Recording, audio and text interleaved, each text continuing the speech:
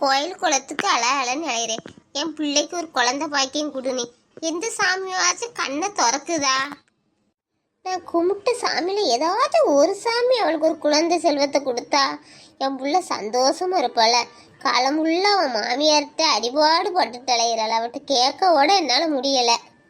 பெருமாளே, என் பிள்ளை கையால் இந்த உன் கோயிலில் கூப்பிட்டு வந்து தொட்டில் கட்டி போடுறேன். இந்த வருஷத்துலேயே என் பிள்ளைக்கு குழந்தை ஒரு பாக்கியத்தை நீ கொடுக்கணும் கண்டிப்பா. அம்மா எங்க இருக்கீங்க? எம்மா காவியா, நான் கிச்சன்ல தான்மா இருக்கேன், வா. அம்மா காவியா, உனக்கு இந்த ட்ரெஸ் ரொம்ப அழகா இருக்கு. நீ இந்த ட்ரெஸ் தான் ஊர்ல போடுவியோ? ஆமாம்மா, உங்க மாப்பிள்ளைக்கு இந்த மாதிரி ட்ரெஸ் போட்டா தான் பிடிக்கும். அவர் இந்த மாதிரி ட்ரெஸ் தான் எனக்கு வாங்கி தருவார். எப்படி இருக்கு? நல்லா இருக்கும்மா. ஆமா, இன்னைக்கு என்ன ஸ்பெஷல் மம்மி? எல்லாம் உனக்கு பிடிச்ச கோழி கறியும் முட்டை கிரேவியும் தான் அம்மா செய்யறேன். Thank you mummy, thank you mummy. எம்மா காவியா, வந்ததுலேருந்தே உன்கிட்ட கேட்கலான்னு இருந்தம்மா. தப்பா நினச்சிக்காத. உன் மாமியார் குழந்தை இல்லாத பற்றி ஏதாச்சும் பேசுதாம்மா உன்ன?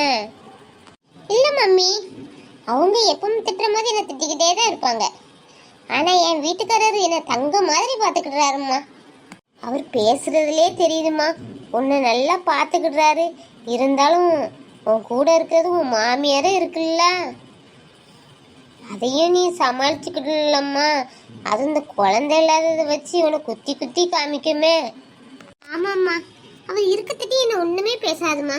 அவர் ஆஃபீஸ் கிளம்புன பிறகு என்னை வேலைக்காரி மாதிரி நடத்துதுமா. எனக்கு என்ன செய்யனே தெரியலம்மா. அவருக்காக தான் நான் அனுசரிச்சுக்கிட்டு அங்கே இருந்துக்கிட்டு இருக்கேன். என் பிள்ளை இவ்வளோ கஷ்டத்தை அனுபவிக்குதே. இந்த சாமி கண்ணை திறக்க மாட்டுக்க. என் பிள்ளைக்கு ஒரு புழு பூச்சை வயிற்றுல கொடுக்க மாட்டுக்கு இந்த சாமி. அம்மா, நீங்கள் இவ்வளோ வருத்தப்படுவீங்கன்னு தான் நான் என் கவலையை உங்கள்கிட்ட சொல்கிறதே இல்லைம்மா.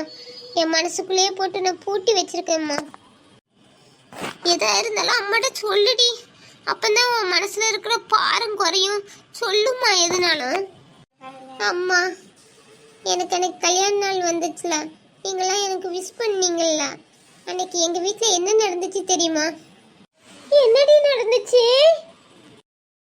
ஐயோ ஐயோ, இவ்வளோ கொடுமைப்படுத்துகிறாங்களே என் பிள்ளைய. இவ்வளோ சாமிகள் இருக்குல்ல, ஏதாச்சும் ஒரு சாமி என் பிள்ளை மேலே இறக்கம் வைக்குதா? எம்மா, நான் வேணா மாப்பிள்ளைகிட்ட பேசட்டம்மா இதை பற்றி? வேண்டாம் வேண்டாம்மா. ஆதிக்கிட்ட அவங்க அம்மா திட்டினதை நான் இன்னும் சொல்லலம்மா. சொன்னால் வீட்டில் என்னால் இன்னும் கொஞ்சம் பிரச்சனை வந்துடும். அப்புறம் கூட கொஞ்சம் தான் அவங்க அம்மா என்னை திட்டுவாங்க. காவியம்மா, நீ கவலைப்படாதம்மா. நீ ஊருக்கு போகிறதுக்குள்ளே உனக்கு குழந்தை கடவுள் தந்துடுவார். நம்ம சின்ன பொண்ணத்தை ஒரு கோயிலில் சொன்னாங்கம்மா. அங்கே போயிட்டு வந்தால் சீக்கிரம் குழந்தை தரிக்கும். நீ நம்ம சீக்கிரம் அந்த கோயிலுக்கு போயிட்டு வருவோம். என்னம்மா? சரிம்மா, ஆனால் வீட்டில் யாருக்கிட்டேயும் இதை பற்றி சொல்ல வேண்டாம். எல்லாரும் நான் நல்லா இருக்கேன்னு தானே நினைக்கிறாங்க. அப்படியே அவங்க நினச்சிக்கிட்டோம். எம்மா எம்மா எங்கே இருக்கா? அம்மா, சோனி தானம்மா வந்து கத்துறது. ஆமாம் காவியா, சோனி தான் வாரா. நீ இப்படி அழுதுகிட்டு நிற்கிறத பார்த்தா ரொம்ப கவலைப்படுவாம்மா. முத வந்து இன்னும் உன்னை பார்த்தோன்னு சந்தோஷப்படுவா. கொஞ்சம் அழுவே தொடம்மா. சரிம்மா. ஐ காவியாக்கா, எப்போ வந்தா? நல்லா இருக்கியா? பார்த்து எவ்வளோ நாள் ஆகுது உன்னை? வாயாடி சோனி குட்டி, உன்னை பார்த்து எவ்வளோ நாள் ஆச்சு. எவ்வளோ பெரிய பிள்ளையா வளர்ந்துட்ட. வா அக்கா கிட்ட. அக்கா, ஆதியக்கா எங்க? அக்கா ரெஸ்ட் எடுத்துட்டு இருக்காரு. அக்கா, நீ வெளிநாட்டுல இருந்து எனக்கு என்னென்னலாம் வாங்கிட்டு வந்திருக்கா? நீ எப்போ வருவான்னு நான் காத்துக்கிட்டு இருந்தேன். எனக்கு ட்ரெஸ்ஸு ஸ்வீட்டு எல்லாம் வாங்கிட்டு வந்திருக்கியா? செல்லக்குட்டிக்கு வாங்கிட்டு வராமல் இருப்பனாடி. அதெல்லாம் நிறைய வாங்கிட்டு வந்திருக்கேன். எல்லாம் பேக்ல தான் இருக்கு. ஏ சோனி, என்னமா கூப்பிட்டா? ஏண்டி வந்து ட்ரெஸ்ஸோட மாத்தல, அதுக்குள்ள அது இருக்கா இது இருக்கான்னு அவளை போட்டு கொடையிறா. போய் ட்ரெஸ்ஸை மாத்திட்டு வா. போமா.